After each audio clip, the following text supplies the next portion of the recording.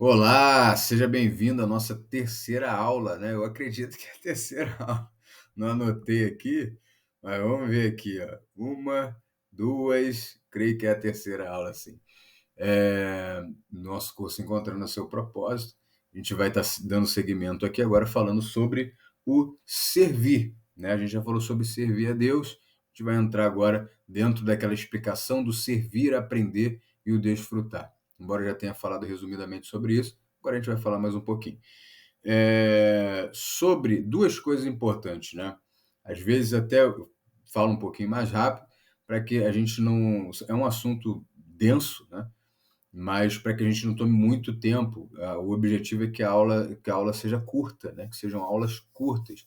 O ideal é que não passe de 8 minutos, mas como você vai perceber e tem percebido, em um momento ou outro a gente vai estar passando desses 8 minutos. Então, até mesmo por isso que eu não vou estar abrindo a Bíblia aqui em todas as referências. Pode pausar o vídeo e aí você confere aí na sua Bíblia as referências que eu apresento aqui, tá ok? Nos slides.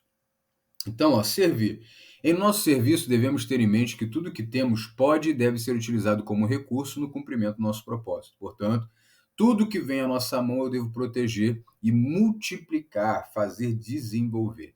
Então, a parábola dos talentos mostra isso, Gênesis 2,15 mostra isso. Então, a parábola dos talentos você vai encontrar ali em Mateus, no capítulo 25, se eu bem me recordo, deixa eu abrir aqui.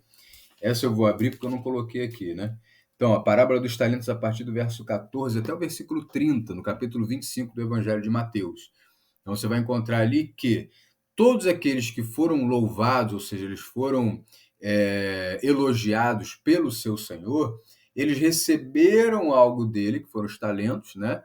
E ali eles multiplicaram esses talentos. Então, eu recebo o talento, que é um recurso, né?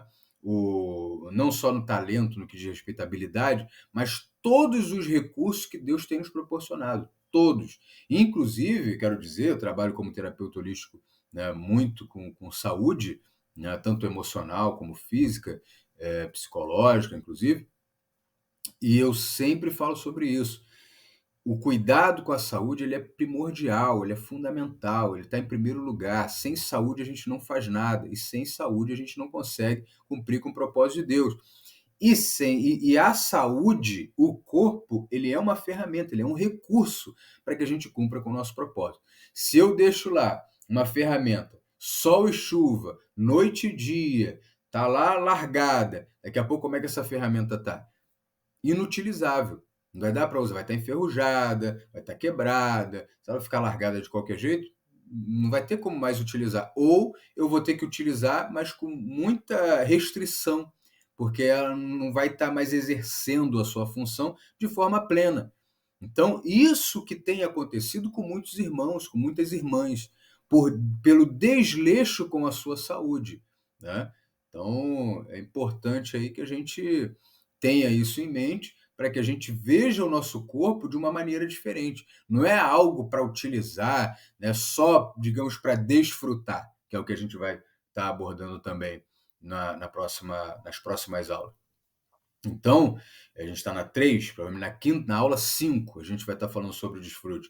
Então, é importante a gente entender que o nosso corpo é a ferramenta primordial para que a gente alcance, né, níveis cada vez maiores de excelência no nosso serviço e possa até cumprir. Porque, às vezes, a doença, né, ou seja, a doença que é causada pelo desleixo com a saúde, ela impede, ela impossibilita a pessoa de realizar até mesmo qualquer tipo de trabalho em qualquer nível, né? A pessoa, por exemplo, às vezes que tem um AVC, e a gente sabe que AVC não cai do céu, né?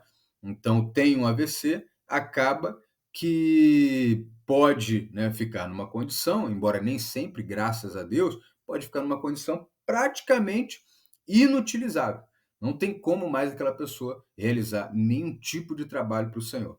A não ser, de repente, conseguir mexer uma mão, né? E ali, através do telefone, mandar um áudio, publicar alguma coisa na internet, mesmo ali acamada, enfim, né? Que não é a melhor condição de se estar, né? Muito menos de se fazer a obra do Senhor, né? Então, que a gente cuide dessa parte.